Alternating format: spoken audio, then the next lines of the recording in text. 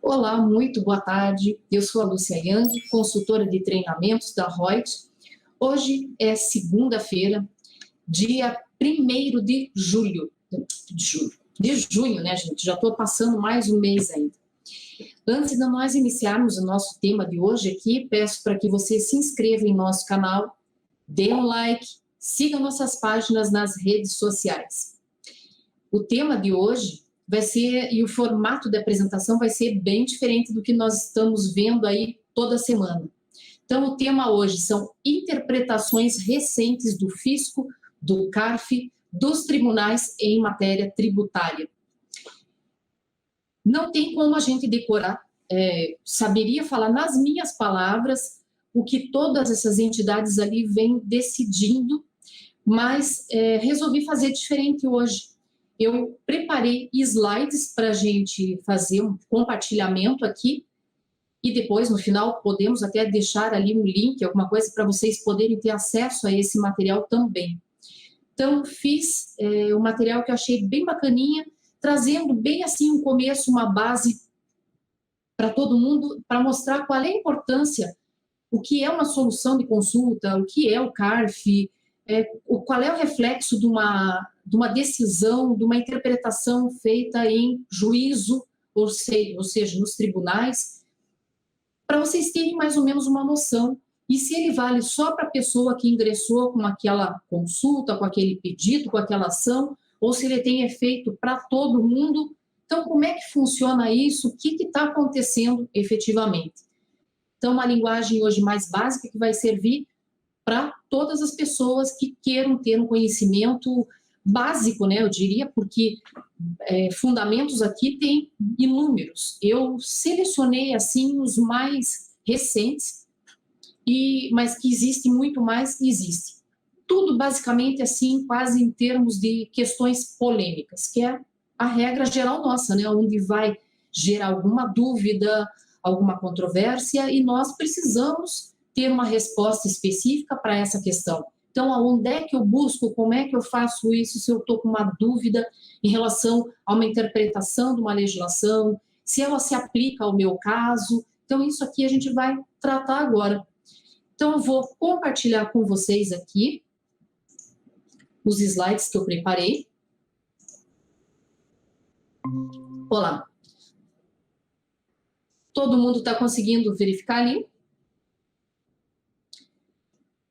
Então, coloquei interpretações recentes do fisco, do CARF, dos tribunais em matéria tributária. Para dar início, o que é uma solução de consulta?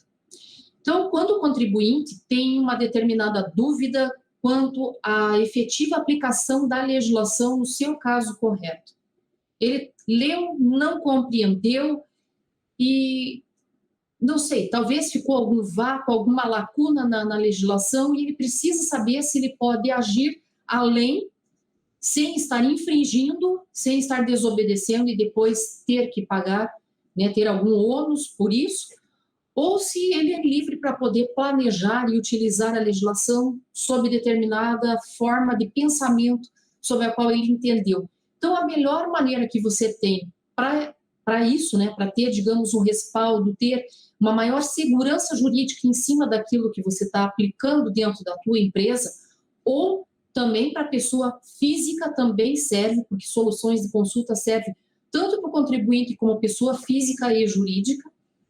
Então, o melhor caminho que tem é formular uma consulta formal à entidade fiscal para obter qual é o posicionamento seguro em cima desses pontos controversos que você percebeu. O que é, quando eu digo assim, soluções de consulta COSIT? Que órgão é esse COSIT? É uma sigla da Coordenação Geral de Tributação da Receita Federal do Brasil. Vem a nossa Instrução Normativa da Receita Federal, a 1396 de 2013, e ela veio sofrendo uma alteração por outra instrução normativa, também de 2013, coloquei aqui embaixo a instrução 1434 de 2013. No seu artigo 9º, ele diz que existe solução de consulta, COSIT, e solução de divergência. Nossa, não sei ainda, divergência. Sim, a gente vai ver na sequência, mas já antecipando, o que seria essa solução de divergência? Então, vamos supor que uma região fiscal decidiu sobre uma determinada norma legal, sobre um caso em concreto, determinada forma. Pode usar tal crédito para o cálculo do PIS e COFINS. E o contribuinte vai no site da Receita Federal e busca lá, e ele também fez uma consulta para a Receita, outra região fiscal. E ele pode verificar que, às vezes, para ele, a mesma regra, mesmas condições, tudo igualzinho, o fisco para ele falou que não podia, que era vedado a utilização daquele crédito para o cálculo do PIS e COFINS. Gente, nós não temos que ter o princípio da analogia, tratar igualmente os iguais e desigualmente os desiguais? Se é o mesmo tipo de caso, a mesma situação, por que o contribuinte A teve um sim e o contribuinte B teve um não? O não se sentiu mal com isso. E aí ele entra com outro recurso e daí são analisadas as duas decisões e acaba saindo a chamada solução de divergência, que não altera para o primeiro que já teve o seu positivo. Ele pode alterar para o interessado, o B, que se sentiu lesado com aquela solução. Então, nessa instrução normativa 1396, artigo 9 diz: a solução de consulta COSIT e a solução de divergência, a partir da data da sua publicação, tem efeito vinculante no âmbito da Receita Federal.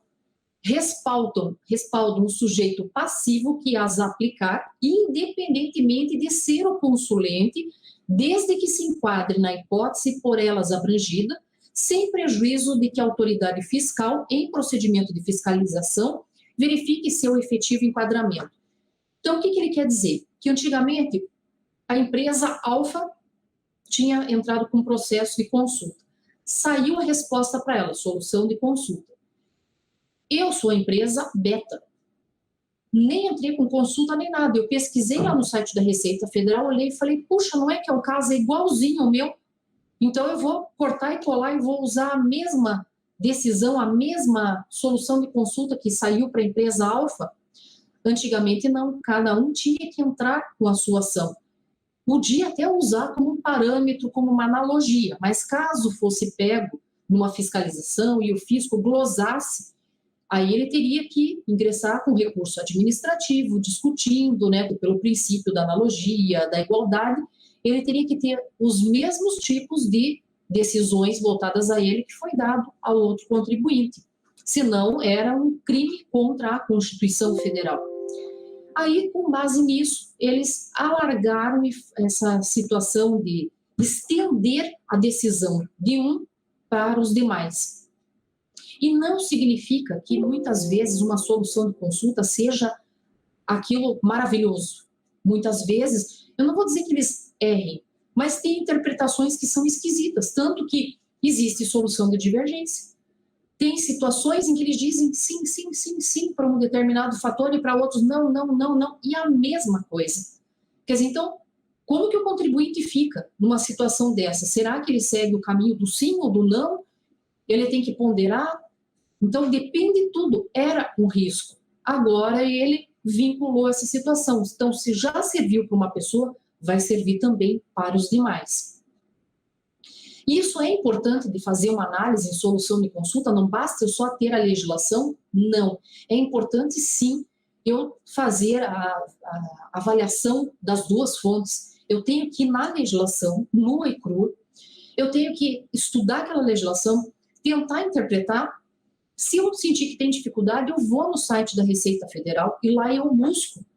Por exemplo, representação comercial ou representante comercial. Vou lá e digito essa terminologia. E lá vai dar a interpretação que a Receita vem estabelecendo sobre esse ramo de atividade, do mais recente até os mais antigos. E o que nós notamos? Que representação comercial é uma profissão legalmente regulamentada. Só que No lucro presumido, a legislação diz que você vai usar o percentual para determinar a base para tributação.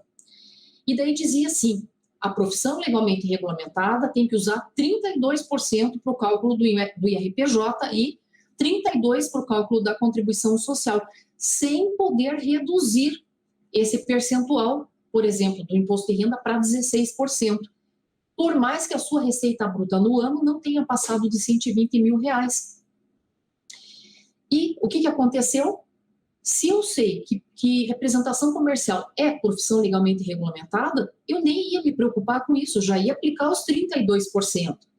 Mas teve uma época em que a Receita Federal entendia que representação comercial não era uma forma de intermediação, que não era uma profissão legalmente regulamentada e que, portanto, se tivesse receita bruta até R$120 mil no ano, poderia sim utilizar o percentual de 16% e não 32%. Gente, olha o impacto que isso vai dar. Quer dizer, se eu fosse uma contadora, assim, que olhasse só na legislação, eu já ia tascar lá 32% para o meu cliente.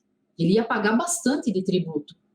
Já um concorrente dele, se tivesse um outro contador que olhasse a lei e também olhasse uma solução de consulta, não ia decidir pelo cliente, mas ia dizer, cliente, a lei diz assim, mas a Receita Federal está sendo super bondosa e está dizendo que é a metade da tributação aqui.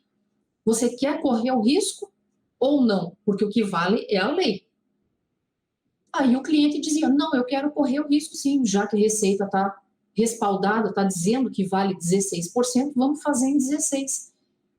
Fazia lá o cliente assinar, que estava ciente que ele concordava com aquele procedimento e fazia 16%.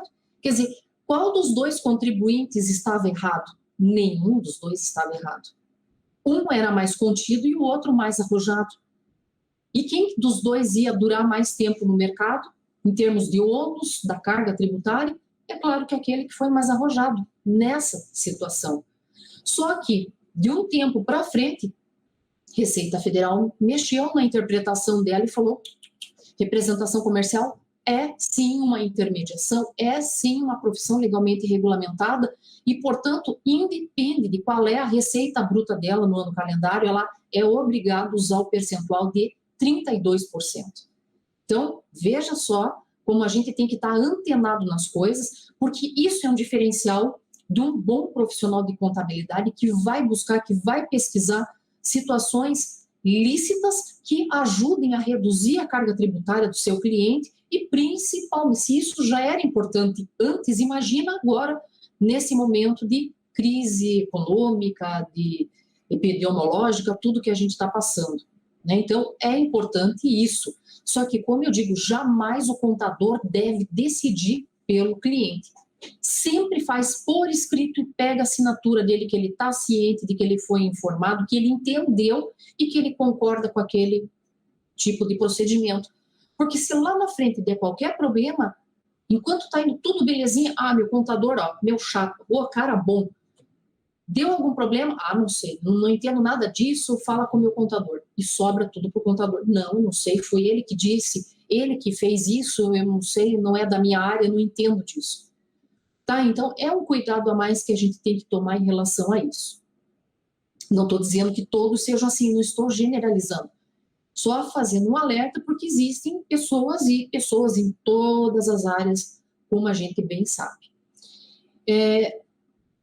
Então, aqui, solução de consulta. Lúcia, quem é que pode formular essa consulta? Primeiro, o sujeito passivo da obrigação tributária principal, que é o pagamento do tributo, ou a acessória, que é o caso, digamos, da escritura, da emissão da nota fiscal, da escrituração nos documentos fiscais, na entrega de todas as declarações acessórias existentes. Isso tudo é uma obrigação acessória e que, caso não seja cumprida, ela se converte em obrigação principal. Tá? Isso previsto em Código Tributário Nacional. Quem mais que pode formular essa consulta? Os órgãos da administração pública ou a entidade representativa de categoria econômica ou profissional. Então, uma representação dos contadores pode entrar com processo de consulta quando é interessante a classe, enfim, ele tem o respaldo para poder fazer isso.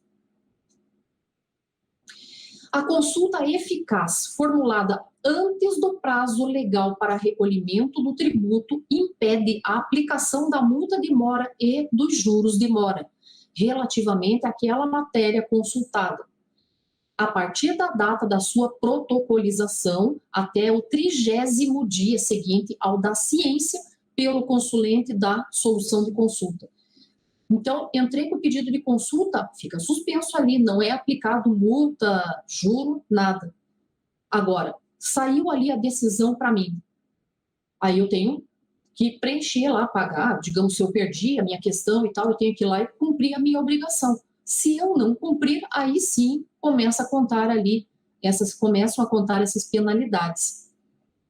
E aí as pessoas perguntam, Lúcia, mas qual seria o prazo, mais ou menos, que a entidade fiscal leva para poder ler, compreender a minha questão e poder solucionar, né, essa dúvida que eu tinha? Então, os processos administrativos de consulta são solucionados numa instância única, no prazo máximo de 360 dias contados da data do protocolo. Pode ser que seja mais rápido, pode ser que seja mais demorado.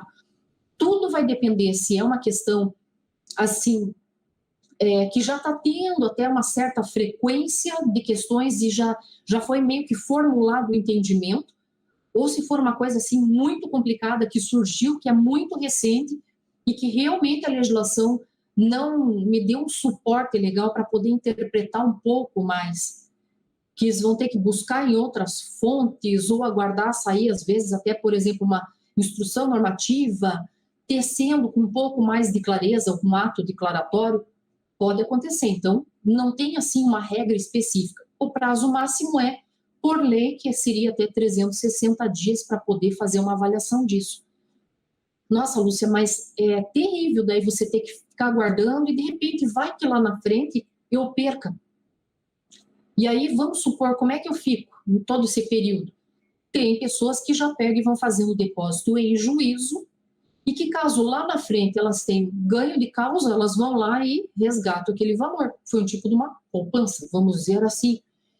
E outras pessoas se perderam, já está lá o dinheiro separado, já foi feita uma reserva para aquilo, já pronto, já vai direto para os cofres da União. Não teria problema nenhum em relação a isso, tá? Então, isso já partiríamos aí para um critério de gestão, de administração realmente de cada empresário. Os processos desses administrativos, só lembrando mais uma coisa, como eu falei em contador ali atrás, pode ser, então não é obrigatório que seja um advogado para poder impetrar alguma solução para dirimir e tentar, através da Receita Federal, dirimir alguma dúvida, alguma coisa. Não, pode ser qualquer profissional, né, que tenha habilitação para isso, tenha condições para poder fazer essa consulta, né, que seja o consulente nesse caso, que se caracterize nas condições de consulente.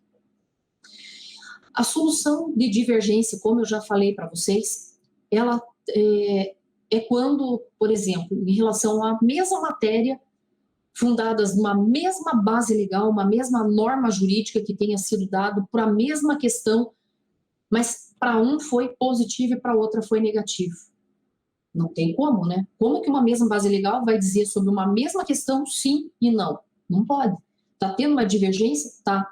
Então, ela vai ter um efeito suspensivo, isso vai subir, né, esse tipo de processo, e a COSIT que vai solucionar através da solução de divergência e vai dizer, na verdade, se essa pessoa que se sentiu aqui lesada em relação ao direito dela perante um outro caso semelhante, e esse caso aqui é que pode vir a sofrer alguma diferenciação, alguma coisa nesse sentido.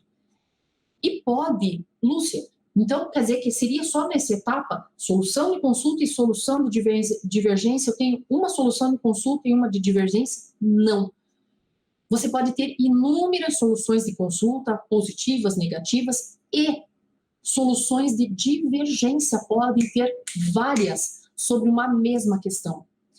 Eu não vou me recordar agora em específico, mas num curso que eu ministrei, eu não me lembro agora qual era um assunto em tela, se eu não me engano era de PIS e COFINS em relação a créditos. bem no início, que era extremamente polêmica, né? A questão ainda é, mas era muito mais, e teve lá uma determinada questão, eu não me lembro em relação ao que seria em específico, mas chegou a ter solução de consulta e teve 5 soluções de divergência. Vocês acreditam nisso daí? Quer dizer, então, pensa lá, se chega um contador para o cliente e diz, cara, o fisco agora decidiu assim, não, agora ele decidiu assado, não, agora ele está interpretando assim, agora, qual é a segurança jurídica que você tem em relação a isso? Então, por isso que tem pessoas que dizem, olha, não quero nem ver com receita, nem nada, já quero partir para a via judicial, nem que eu consiga um mandato de segurança, alguma coisa assim, que também não tem lá uma super segurança, porque ele pode ser cassado e, né, você perder a questão, mas são propósitos, são situações específicas aí que devem ser analisadas, cada caso, um caso próprio para isso, né? Então, aqui eu separei algumas soluções de consulta para a gente poder analisar como que o fisco vem interpretando. Eu peguei as super atuais, o que a gente está tendo aqui de 2020. Então, aqui, já começando com o tema tenebroso, né, que são créditos de PIS e COFINS, que eu falei que continua até hoje, né, aquela batalha. Será que gera crédito, não gera? Então, já vamos vendo aqui, ó. Em relação ao PIS e a COFINS também. Eu coloquei pontinhos aqui, porque aqui essa emenda ele fala para o PIS, esse assunto PIS. Mas aqui ele tinha da COFINS também, porque se serviu para um, vai servir para o outro. Mas eu cortei, né? Só coloquei pontinhos ali porque o texto era o mesmo.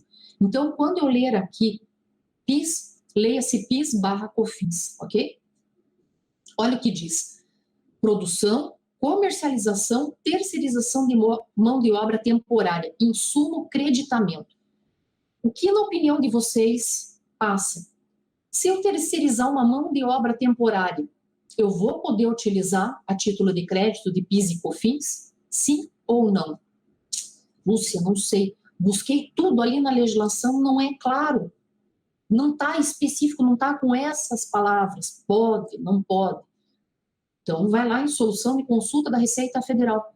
Olha lá, uma das visões que eles têm. A contratação de pessoa jurídica visando a utilização de mão de obra terceirizada enseja, em regra, a possibilidade de creditamento a título de insumo na apuração do PIS, mas também da COFINS, né, na sistemática não cumulativa, apenas no caso de a mão de obra ser empregada em atividade considerada essencial ou relevante, integrante do processo produtivo ou da prestação de serviços, não sendo tal faculdade extensível às atividades de comercialização.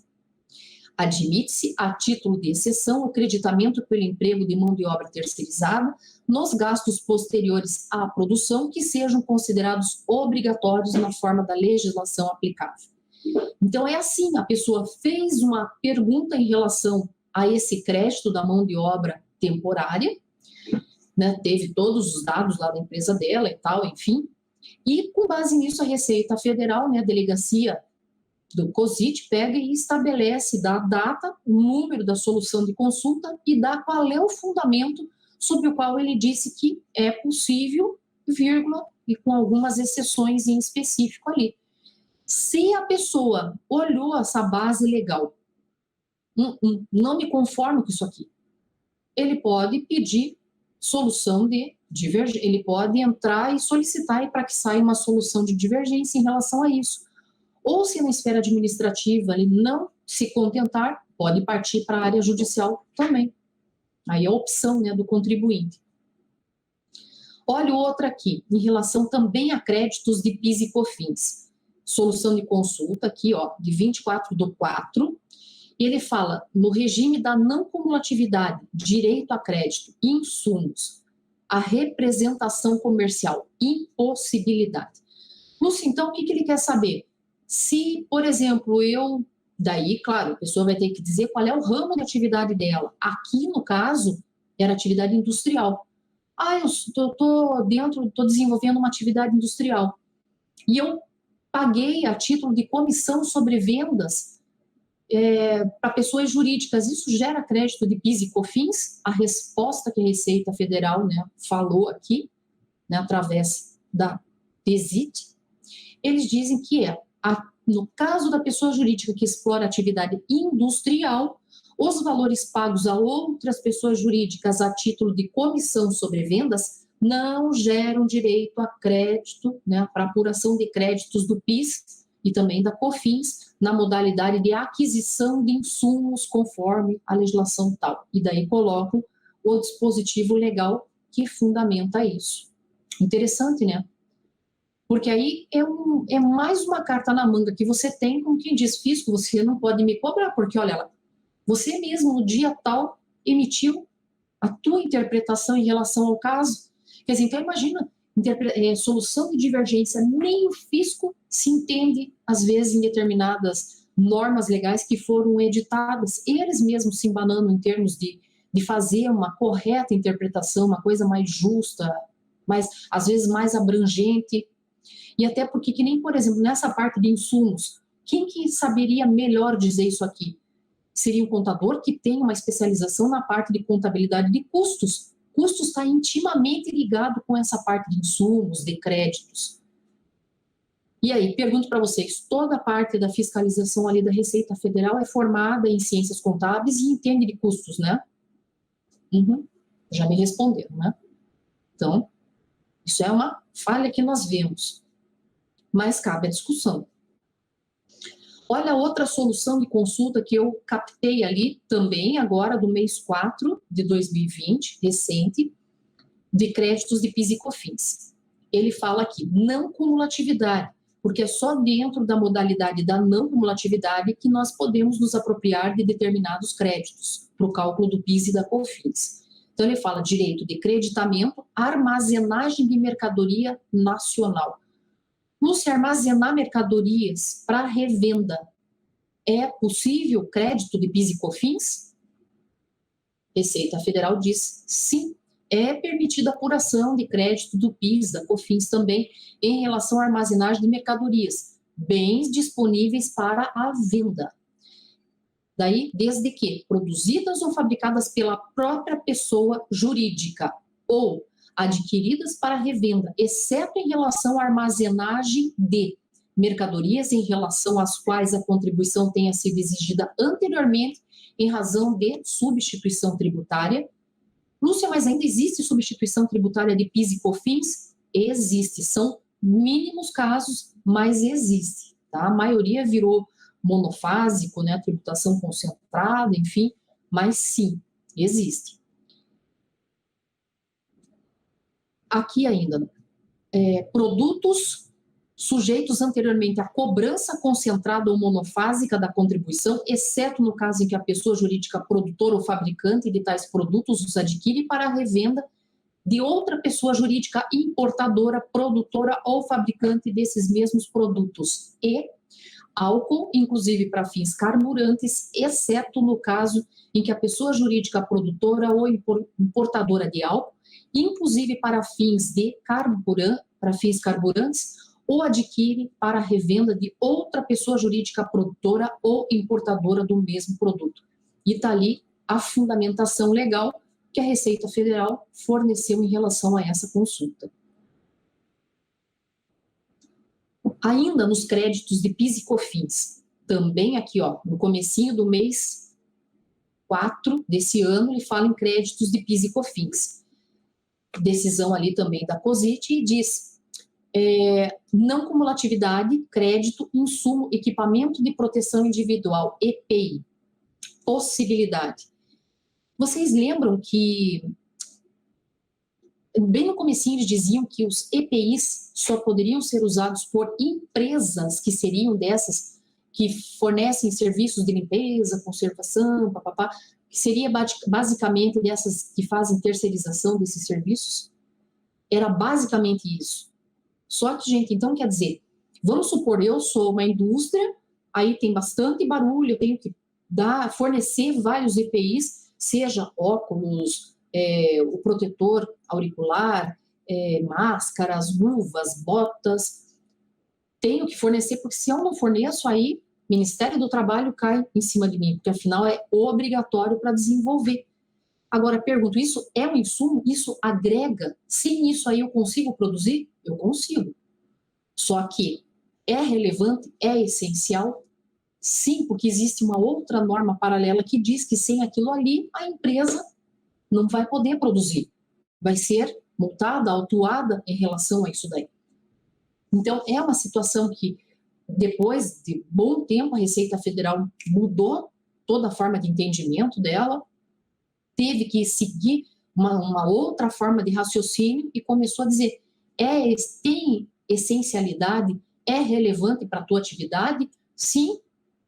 Então, faça jus a esse uso. Então, olha o que foi decidido aqui. Os equipamentos de proteção individual, EPI, fornecidos a trabalhadores alocados pela pessoa jurídica nas atividades de produção de bens ou de prestação de serviços, quando integrarem o processo de produção de bens ou de execução do serviço por imposição legal podem ser considerados insumos para fins de desconto de créditos do PIS, e é claro que também daí seria da COFINS, porque eu cortei, peguei só a parte do PIS, né, que senão fica muito grande o texto e é um corta e cola.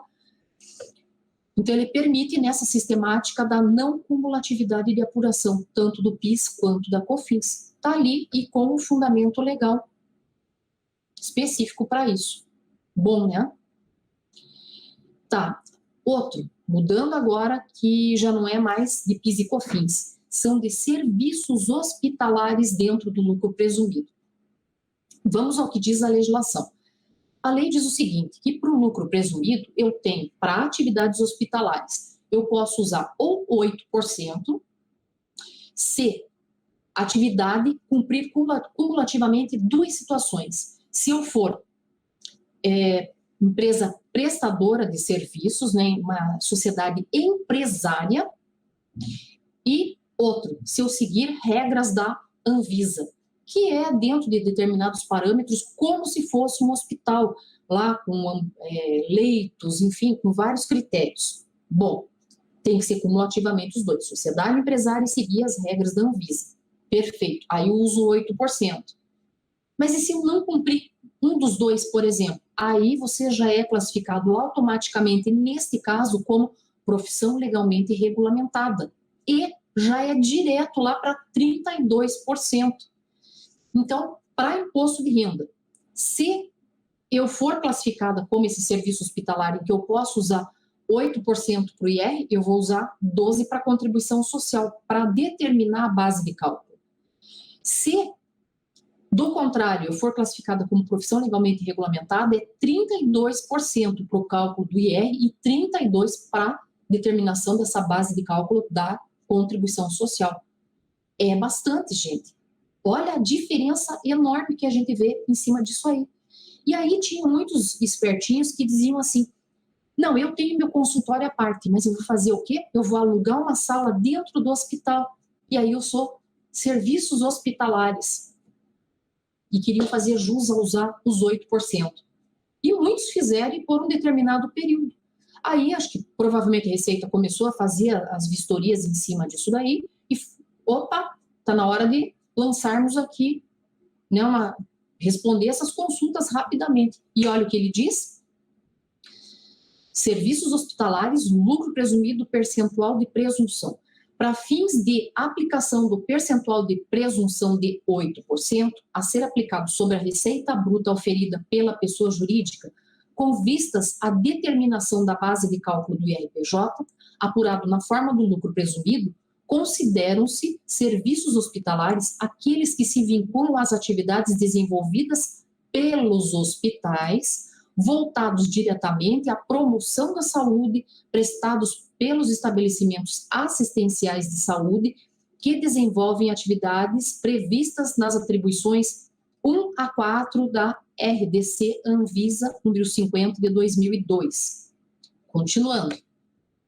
Não são considerados serviços hospitalares as atividades que não possuem custos diferenciados das simples consultas médicas, os serviços prestados com utilização de ambiente de terceiro, grifei até aqui, os serviços médicos ambulatoriais com recursos para a realização de exames complementares e os serviços médicos prestados em residência, sejam eles coletivos ou particulares, home care. A prestadora de serviços hospitalares deve ainda estar organizada, que eu falei, de fato e de direito, como sociedade empresária e atender às normas da Anvisa. Caso contrário, a receita bruta advindo da prestação de serviços, ainda que caracterizados como hospitalares, estará sujeita ao percentual de presunção de 32%. Então, isso aqui veio para matar quem estava fazendo só o aluguel de um espaço dentro do hospital, dizendo que com isso ele estava, por analogia, equiparado a um hospital, o que não é verdade, tá? A mesma coisa é para serviços odontológicos, fazer uma cirurgia dentária, algo no gênero. Então, aqui também, mesmo critério, lucro presumido, serviços odontológicos, percentuais de presunção de lucro. Aplica-se a presunção de 32% sobre a receita bruta dos serviços odontológicos, em geral, para fins de composição da base de cálculo do IRPJ, quando na forma do lucro presumido. A partir de 1º de janeiro de 2009, para efeito de determinação da base de cálculo do IRPJ devido pela pessoa jurídica tributada com base no lucro presumido, aplica-se o percentual de 8% sobre a receita bruta decorrente da prestação de atendimento ao apoio ao diagnóstico e terapia. Isto previsto na resolução RDC Anvisa 50 de 2002, mesmo que executados no âmbito das atividades odontológicas e desde que as receitas sejam segregadas entre si. Então, veja como documento, contabilidade faz jus a você se beneficiar de uma tributação. Olha a continuação. Também é condição para a aplicação dessa presunção de 8% que as prestadoras dos serviços sejam organizadas sob a forma de sociedade empresária de direito e de fato e atendam às normas da Anvisa.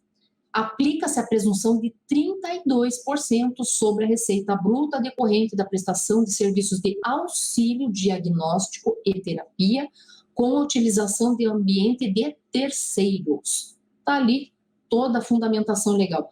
Lúcia, tinha até mais fundamentação legal aqui? Tinha. Até coloquei pontinhos porque eu achei que por aqui já deu o que tinha que dar. Mas tem algumas soluções de consulta que é catatal de base legal que eles fornecem ali. Outro tema polêmico também que o pessoal fala. Lúcia, chama indústria gráfica, né? Ah, impressão gráfica. Tudo depende. Gráfica, você pode ter comércio, você pode ter prestação de serviço. Porque você pode já ter pronto, por exemplo, bloquinhos e vender, feitos de retalhos lá, paras de papel. Ou você pode, por exemplo, trabalhar sob encomenda. Chega uma pessoa e diz, olha, eu quero uma agenda, eu quero um folder, assim, assim, assado, não sei o quê, um cartão, papapá, assim, assim, assado. É sob encomenda, é feito sob medida da maneira que você quer. Aí é um serviço. Então, olha como que o fisco interpreta isso. Lucro presumido, impressão gráfica, encomenda de terceiro, consumidor final, condições para incidência do percentual de 32% sobre a receita bruta. Vamos lá. A receita obtida na impressão gráfica por encomenda de terceiros sujeita-se ao percentual de 8% para a apuração da base de cálculo do IRPJ pela sistemática do lucro presumido, salvo se produzida sob encomenda direta do consumidor ou usuário em oficina ou residência, com no máximo 5 empregados, não dispuser de potência superior a 5 kW, caso utilize força motriz, e desde que o trabalho profissional represente no mínimo 60% na composição do seu valor, caso em que o percentual para apuração da base de cálculo do IRPJ será de 32%.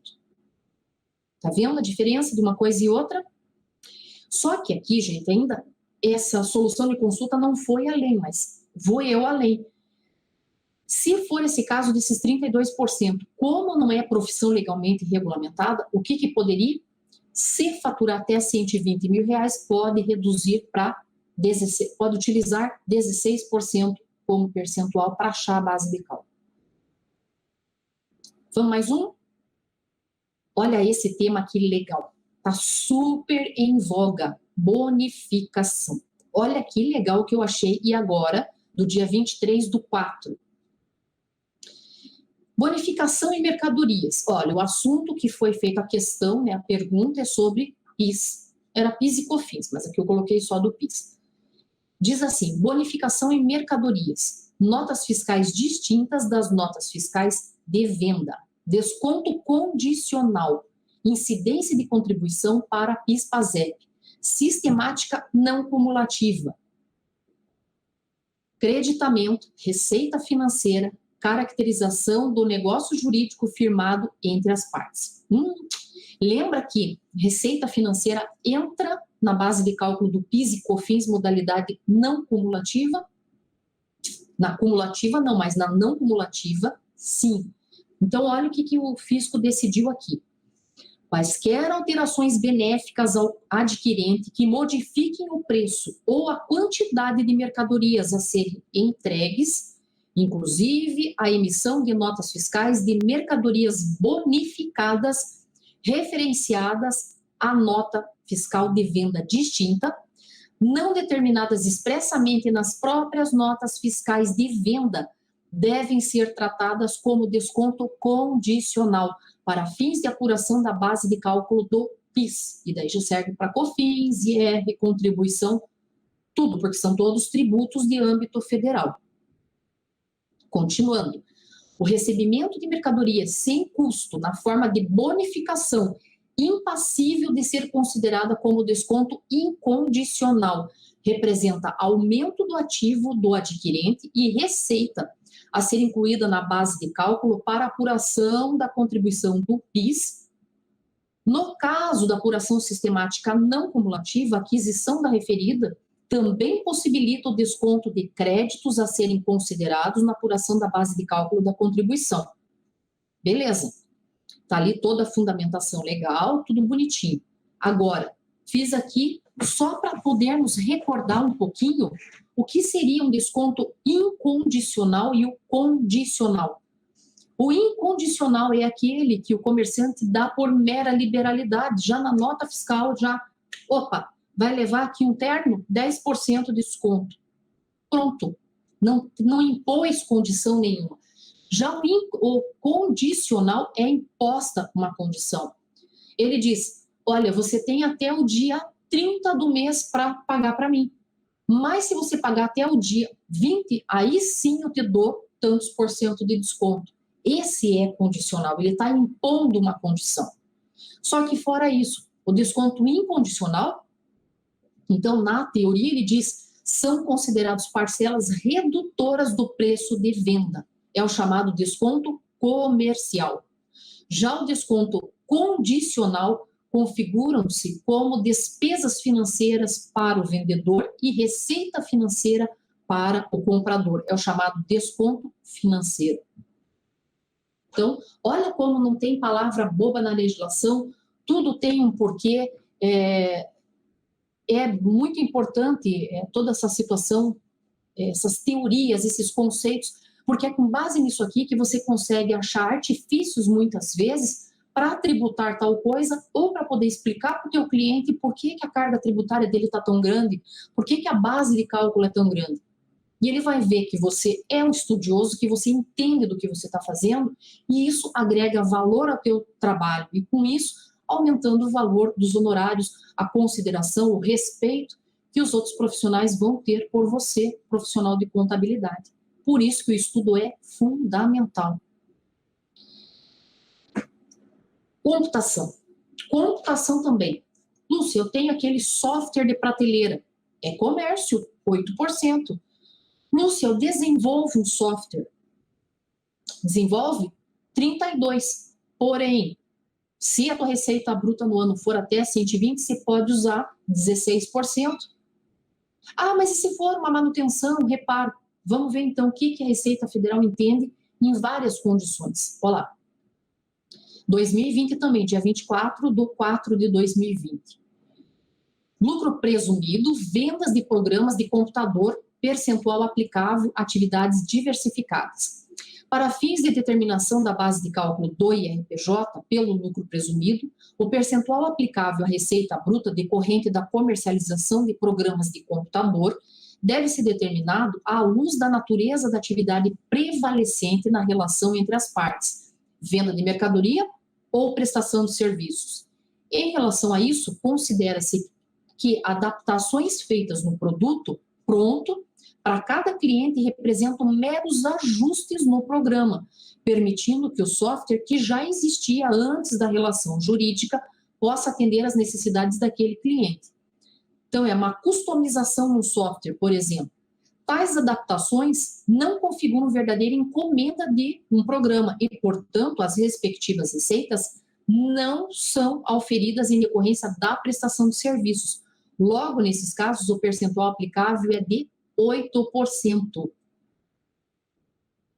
Contudo, caso se verifique que essas adaptações representam, em verdade, o próprio desenvolvimento de um programa aderente às necessidades do cliente e impliquem nova versão do produto, ou sejam significativas a ponto de não se enquadrarem como meros ajustes mencionados, configurada estará a prestação do serviço, o que sujeita a receita decorrente ao percentual de presunção de 32%. Olha a diferença. Caso o consulente desempenhe concomitantemente mais de uma atividade, o percentual de presunção correspondente deve ser aplicado sobre o valor da receita bruta oferida em cada atividade. E aí, nessa mesma solução de consulta, a Receita falou aqui sobre programa de computador, software, suporte técnico, prestação de serviços e qual é o percentual aplicável. Olha o que ele entendeu, a interpretação do fisco. O suporte técnico oferecido aos usuários dos programas de computador destinado ao seu adequado funcionamento denota como atividade preponderante uma obrigação de fazer, ou seja, prestação de serviços, sendo irrelevante que a sua prestação decorra de uma exigência legal. O percentual de presunção para a determinação da base de cálculo do RPJ é de 32% sobre a receita bruta. O único defeito aqui é que eles não falaram... desculpe, gente, não é coronavírus. É alergia porque passou gatinho por aqui antes. O defeito que teve nessa solução aqui de consulta foi que eles não colocaram que se a receita bruta for até 120 mil no ano, pode usar 16% e não obrigatoriamente os 32%. Beleza? Sociedade em conta de participação. Lembra a sociedade em conta de participação que ela tem CNPJ? Nós já fizemos até uma live sobre isso. Tem CNPJ. Eu tenho duas partes, que é o sócio ostensivo, que é o que aparece, o que responde perante fisco, perante terceiros, perante credores, e o sócio participante, que era aquele antigamente chamado de sócio oculto. Então, oculto está quietinho lá na dele. Ele provavelmente investiu dinheiro nessa sociedade. Então, a sociedade em conta de participação vai estar dentro, mas separado do sócio ostensivo. O sócio ostensivo pode ser um regime tributário e a sociedade em conta de participação outra. Então, um não pode se apropriar dos valores do outro. Eu não posso, como sócio ostensivo, querer me apropriar de compensar prejuízos, de utilizar créditos e outros valores ou misturar a contabilidade. Ela está junto comigo, eu que me responsabilizo pela sociedade em conta de participação, mas até contabilmente eu tenho que ter tudo destacado separadinho, o que é meu e o que é da sociedade em conta de participação. É isso que diz essa solução de consulta aqui, do mês 4 de 2020. Veja lá, os tributos incidentes nas operações próprias do sócio ostensivo devem ser apuradas separadamente dos tributos devidos pela sociedade em conta de participação. Os valores dos tributos retidos nas operações próprias do sócio ostensivo só podem ser objeto de dedução ou compensação relativamente aos tributos devidos pelo sócio ostensivo. De igual forma, os valores dos tributos retidos nas operações referentes à sociedade em conta de participação só podem ser objeto de dedução ou compensação relativamente aos tributos devidos pela sociedade em conta de participação. Então, é aquilo que o latino falava, junto, mas separado. Estão ali próximos, mas não se misturam. Estão gostando? Eu amo esse assunto. Bom, eu amo estudar, né, gente? Não era assim, eu era terrível, era terrível. Só gostava de dançar, era época de danceteria ainda por cima, dançava que nem uma louca. Eu era bem magrinha, tinha até um professor uma vez que me viu lá numa discoteca lá e me chamava, depois me apelidou de Biscuit, a rainha da discoteca. Pense só. Né? E daí acabei reprovando, isso era no segundo ano do segundo grau, reprovei por 3 décimos em biologia. E o professor falou, Lúcia, eu não vou te passar, porque você vai ter que amadurecer e crescer. Se eu te passar, você vai continuar indo lá, vai ficar dançando e não vai estudar, não vai levar a sério. Dito e feito, fiz de novo aquele ano, dali para frente, mas virei super estudiosa e não por obrigação, por gostar, realmente gostei mesmo do negócio e hoje sinto falta se eu não ler qualquer coisa todo dia, nem que seja um pouquinho. É costume, né, gente? Vamos lá. Mais uma solução de consulta aqui. Subvenções para investimento. Lúcia, recebi, por exemplo, um benefício fiscal do ICMS. Isso é uma receita? É uma receita. Mas e aí, eu vou ter que ofertar isso à tributação? Senão eu estou ganhando de um lado e perdendo do outro? Olha lá o que a Receita Federal disse no mês 3 agora desse nosso ano. Imposto sobre a renda pessoa jurídica, lucro real, mas aí tanto faz para o lucro real como presumido, não importa, gente, é o mesmo entendimento. Subvenção para investimento, benefícios vinculados ao ICMS. Olha lá o que ele diz. As subvenções para investimento podem, observadas as condições impostas por lei, deixar de ser computadas na determinação do lucro real, a partir do advento da Lei Complementar 160 de 2017, considera-se como subvenções para investimento os incentivos e os benefícios fiscais ou financeiro-fiscais relativos ao ICMS concedido por estados ou Distrito Federal. E está ali toda a fundamentação legal junto, né, que é anexa à resposta da consulta. Legal?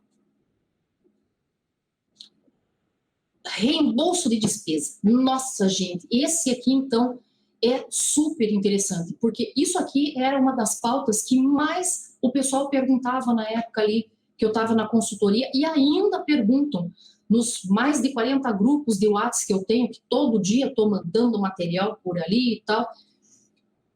É uma coisa que o pessoal sempre pergunta, ou me manda e-mail, ou às vezes nas rodas de conversa o pessoal diz, puxa, mas eu fui reembolsado de um negócio, isso aí não é ingresso de uma nova receita, então eu vou ter que tributar ou não vou?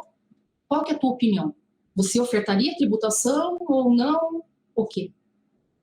Vamos ver o que a Receita Federal diz. Olha lá. Para fins de apuração da base de cálculo do imposto sobre a renda das empresas tributadas no lucro presumido, mas serve para o lucro real também, e integra a receita bruta ou valor percebido a título de reembolso de despesas. Olha lá, trouxe mais uma solução de consulta, essa é mais antiga, aquela ali era de 2011, tá? Porque eu não achei mais recente assim, mas o fisco vem entendendo assim, se ele não colocou uma nova, é porque ele entende dessa forma ainda.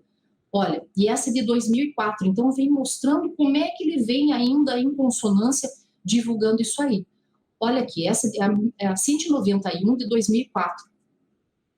Essa aqui eu gostei, apesar dela ser antiga, porque ficou mais explanado ainda. Olha e diz, o valor de despesa com táxi, hospedagem, refeição, combustível, ligação telefônica, de viagens, de responsabilidade da empresa contratada, reembolsadas pela empresa contratante, compõem o valor da receita oferida pela empresa contratada, mesmo quando assumidas em contrato.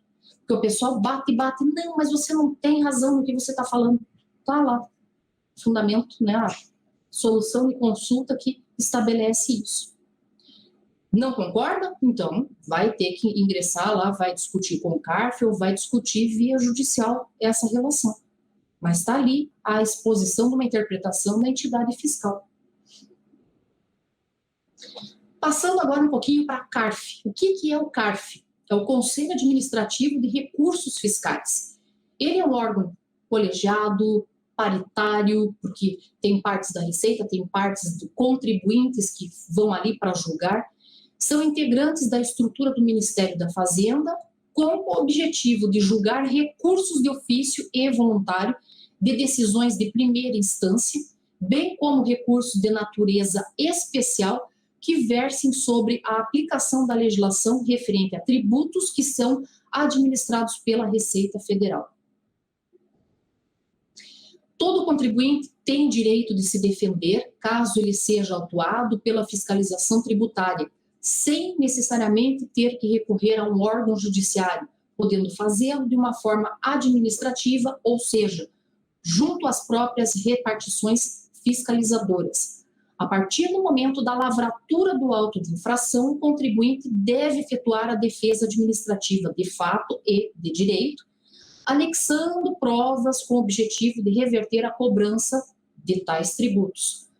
O processo todo de defesa administrativa pode ser elaborado pelo contabilista ou por qualquer outro profissional, não precisa ser especificamente o advogado, e esse processo administrativo fiscal de defesa perante a Receita Federal, que é esse administrativo fiscal, segue como base o decreto 70.235 de 72. Ele é antigo, tem umas remodelações, mas é ele ainda que está em vigor, e a lei base para você poder fazer uma defesa.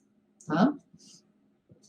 O CARF ele tem decisões que, quando ele verifica que elas são reiteradas, ou seja, sempre aquela mesma coisa, está decidindo sempre da mesma forma, de uma forma uniforme, o CARF pode consubstanciar essas várias decisões que foram feitas sempre iguais, consecutivas, em súmulas.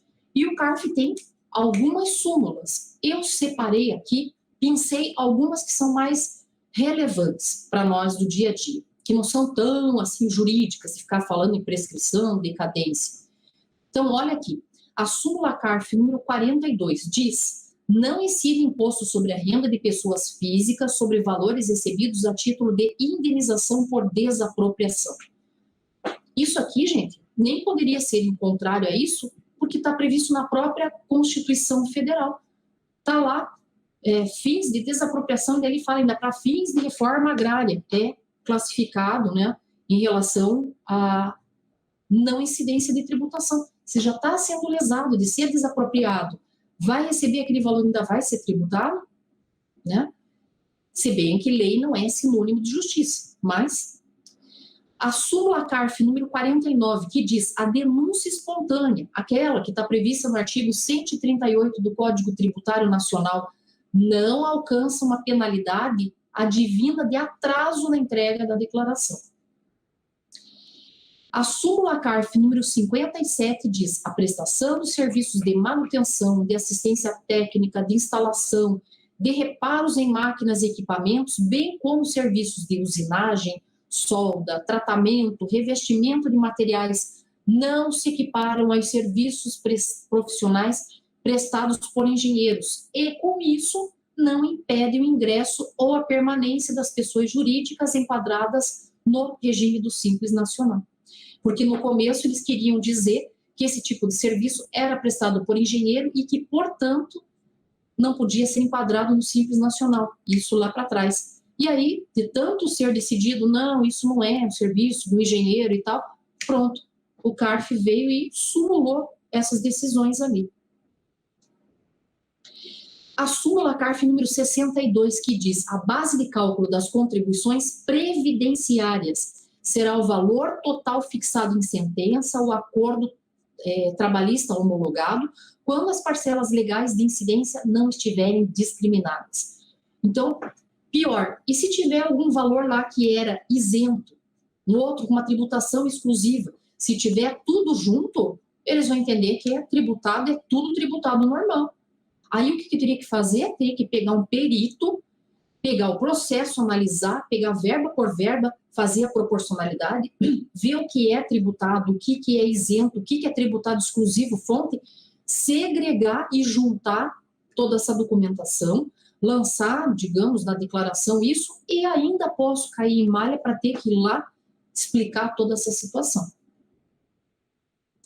Tem a súmula CARF 121 que fala a isenção do imposto de renda previsto no artigo 6º, inciso 14 da Lei 7.713 de 88, referente à cegueira, inclui a cegueira monocular, ou seja, tem aquela relação das doenças graves e que se a pessoa for aposentada por ter aquela doença grave, ela está dispensada de pagar imposto de renda e não sofre retenção também do INSS. Mas tem que ser um laudo no médico governamental, não pode ser o teu médico particular. Então ele vai dar um laudo e esse laudo pode até mesmo ser retroativo e aí você vai poder fazer uma retificação da declaração e se você pagou tributo pode até ter de volta. Então, e ele diz lá nessas doenças graves, uma dessas doenças graves está escrita cegueira. E aí, eles complementam aqui com essa súmula CARF, dizendo que inclui a cegueira monoocular, apenas de um olho. Tem mais uma súmula CARF que eu quero tratar com vocês, que é a 124, que fala a produção e a exportação de produtos classificados na TIP, a tabela do IPI, como não tributados, não geram direito a crédito presumido do IPI, de que trata a Lei 9.363 de 96. Isso até o próprio Gilberto tinha comentado também quando nós falamos de créditos de IPI, de ICMS, PIS e COFINS, numa live aí. E formando a parte final aqui, nossa, o poder judiciário. Aí é quando você, digamos, eu quero pegar um advogado e discutir isso aqui, porque eu tenho certeza absoluta que isso cabe para mim, ou a pessoa, o contribuinte já discutiu administrativamente e não teve êxito em relação a isso, aí vem e vai através lá do Poder Judiciário. Pega um advogado, aí sim precisa do advogado, vai fazer todo um estudo do caso, prós, contras, nenhum advogado pode garantir que você vai ganhar ou perder uma determinada ação, mas ele tem tendências possíveis, porque tudo depende em qual vara a tua questão vai cair para ser julgada. Então, são tendências. Olha que legal aqui, eu escolhi 3 situações aqui para a gente falar. Essa primeira é o Tribunal de Justiça do Distrito Federal. Diz assim, juíza concede isenção do imposto de renda à professora portadora de doença grave. A juíza da 3ª Vara da Fazenda Pública do Distrito Federal concedeu à professora aposentada da Secretaria do Estado da Educação do Distrito Federal o direito de obter a isenção ao imposto de renda e à contribuição previdenciária dos segurados inativos em virtude de ser portadora de doença grave. E está ali o número do processo. Legal. O outro, o STF, decidiu assim, empresas optantes pelo Simples Nacional têm direito a imunidades em receitas advindas da exportação. Porque no regime do Simples Nacional, ele tinha lá até uma parte que você tinha que segregar o que era a receita do comércio interno e do comércio externo. Tinha até a parte, digamos, que ele duplica o limite de faturamento, né, do Simples Nacional para quem tem receita de exportação e tal. E aí teve que ter aqui uma discussão judicial, porque quem não está no Simples Nacional e tem receita advinda da exportação, ela tem benefício, tem incentivo fiscal de determinados tributos, porque é justamente para incrementar o processo da exportação, fazer o nosso produto nacional ir para fora e entrada de divisas, de grana, né? Uma forma de incentivo, de tentar equilibrar aqui o mercado, de desenvolver o nosso comércio para fora do país. E aí, isso não era ainda tão claro na legislação do Simples Nacional, vem o STF, porque como é uma questão que esse tributo está previsto na Constituição Federal e quando é um tributo que é previsto em Constituição, ele sobe até o Supremo. Então, olha o que ele diz aqui. O Supremo, né, o plenário do Supremo Tribunal Federal, concluiu que os contribuintes optantes pelo Simples têm direito às imunidades tributárias previstas na Constituição, exceto nas hipóteses da contribuição social sobre o lucro e contribuição sobre o salário, PIS. O entendimento foi adotado em sessão virtual no julgamento do recurso extraordinário, número tal, com repercussão geral reconhecida. Está aqui o número do processo, extraordinária, do recurso extraordinário que foi julgado. Aqui, nosso último caso, que é o super polêmico, que pega várias pessoas aí, que é o caso do ICMS na base de cálculo do PIS e da COFINS. Então, olha o histórico todo aqui no negócio. Recentemente, porque a briga vem de longe, o Supremo Tribunal reconheceu que o ICMS não compõe a base de cálculo do PIS e da COFINS. Todo mundo sabe que a ordem maior aqui do país tem a Constituição, evidente, quando é norma legal, mas qual é o órgão maior que julga? É o Supremo. Ele mandou, está mandado. Mas olha o que aconteceu. O Supremo disse, o ICMS não compõe a base do PIS e COFINS. Todo mundo pensou, oba, que beleza, então tudo que eu paguei lá para trás eu vou poder pegar de volta? Isso seria maravilhoso, principalmente nesse momento que as empresas estão precisando de caixa. Imagina você receber um dinheiro que você, né, nem imaginava, porque pagou a mais ou indevidamente lá para trás. Importante, apenas podem excluir o ICMS da base de cálculo dessas contribuições as pessoas jurídicas que possuem alguma autorização. Que autorização é essa? Decisão administrativa ou decisão ou sentença judicial. A exclusão do ICMS da base de cálculo do PIS e da COFINS, a União perdeu, mas não quer se conformar e por isso pede a modulação dos efeitos, dizendo-se preocupada com o impacto gigantesco que a decisão pode ter. O que aconteceu? Então, a Receita Federal disse, não posso deixar acontecer isso aí, de ter que devolver, porque isso aí vai ferir lá os cofres públicos. Né? Então, aqui, e de fato, o próprio acordo, publicado em 2017, destaca que o esvaziamento da base de cálculo do PIS e da COFINS redundará em expressivas perdas de receitas para a manutenção da Seguridade Social, afirmando que o anexo de riscos fiscais da Lei das Diretrizes Orçamentárias relativas ao exercício de 2017 fala de um impacto de 250,3 bilhões de reais. É grana pra caramba. Mas não significa também, por outro lado, lá que como o negócio é errado e daí só porque eu estou precisando de dinheiro aqui, vamos ficar. Olha lá. O julgamento disso aí tinha sido marcado para o dia 1º de abril de 2020, né, pela Carmen Lúcio, que dia também, né? Dia da mentira. Mas, claro, foi postergado. Essa referente exclusão do ICMS da base de cálculo do PIS e da COFINS ainda está pendente da apreciação e da definição quanto à operacionalidade.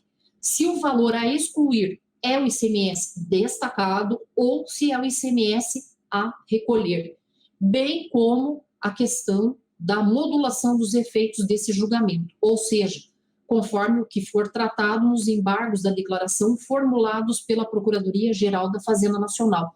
Ou seja, ele vai valer daqui para frente ou ele pega períodos para trás? Isso não ficou definido. Então, aqui, o Supremo Tribunal Federal julgou o mérito do tema com a repercussão geral, pelo Acordo de Recurso Extraordinário número 574706 do Paraná, concluindo, em síntese, que o ICMS não compõe a base de cálculo para fins de incidência do PIS e COFINS. Só decidiu isso. Com a publicação da Solução de Consulta Interna COSIT, número 13 de 2018, a Secretaria da Receita Federal do Brasil esclareceu que o conteúdo das orientações serão aplicáveis apenas às pessoas jurídicas que possuem decisões judiciais transitadas em julgado, com a expressa orientação de que deve ser excluído o valor mensal do ICMS a recolher, ou ICMS devido. A teor dessa solução de consulta, os procedimentos a serem adotados servem apenas pelos contribuintes que não indicaram na ação judicial qual ICMS deve ser excluído, observando que os critérios para exclusão foram lá definidos. Mas, recentemente, a Receita Federal estabeleceu, através da Instrução Normativa 1911 de 2019, que para fins do cumprimento das decisões judiciais já transitadas em julgado, que versem sobre a exclusão da base de cálculo do PIS, do ICMS, da base de cálculo do PIS e da COFINS, o montante a ser excluído da base de cálculo mensal dessas contribuições é o valor mensal do ICMS a recolher. No caso de ação judicial em que haja a especificação, de forma analítica e objetiva, que deve ser excluído da base de cálculo das contribuições o ICMS destacado, o contribuinte deve seguir essa orientação, considerando-se que a decisão judicial não pode ser descumprida. Que confusão, né, gente? E o pior que isso daqui dá a maior confusão depois quando a gente vai preencher, por exemplo, o SPED do ICMS, o SPED contribuições lá de PIS e COFINS. Isso é uma confusão. Imagina que a pessoa faça errado ou tenha algum problema em relação a isso daí. Então, vamos ver o que nós tivemos aqui de materiais.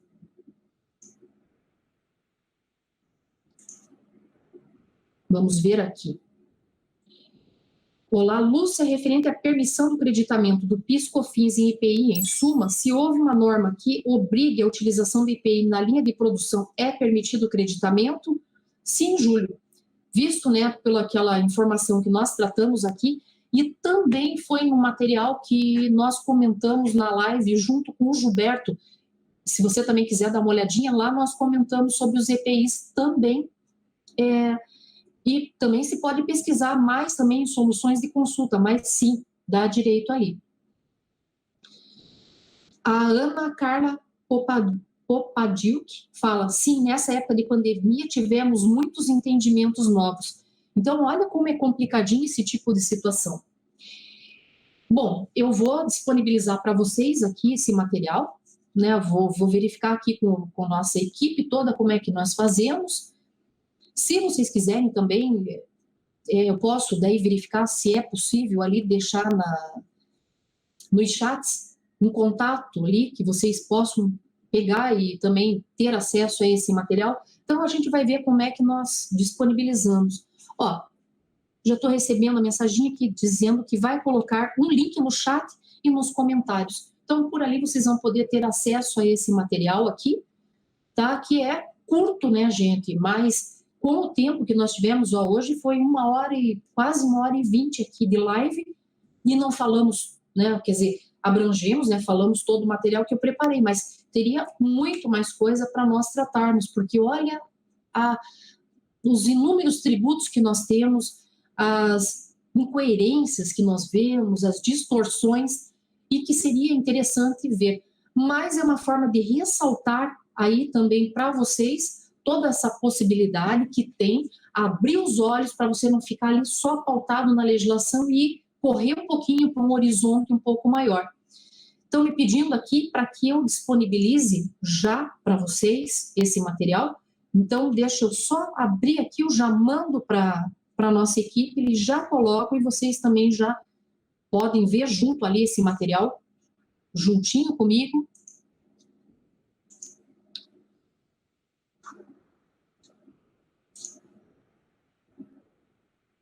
Vamos ver aqui, eu já pego o material e já mando para vocês.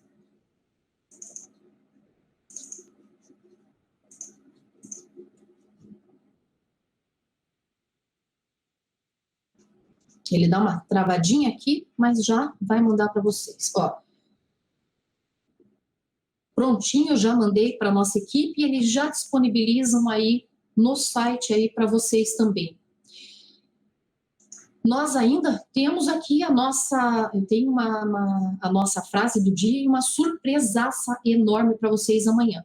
Então vamos para a frase, daí a surpresa e finalizamos. Então a nossa frase de hoje é do Ayrton Senna, em que ele disse assim: na adversidade, uns desistem, enquanto outros batem recordes.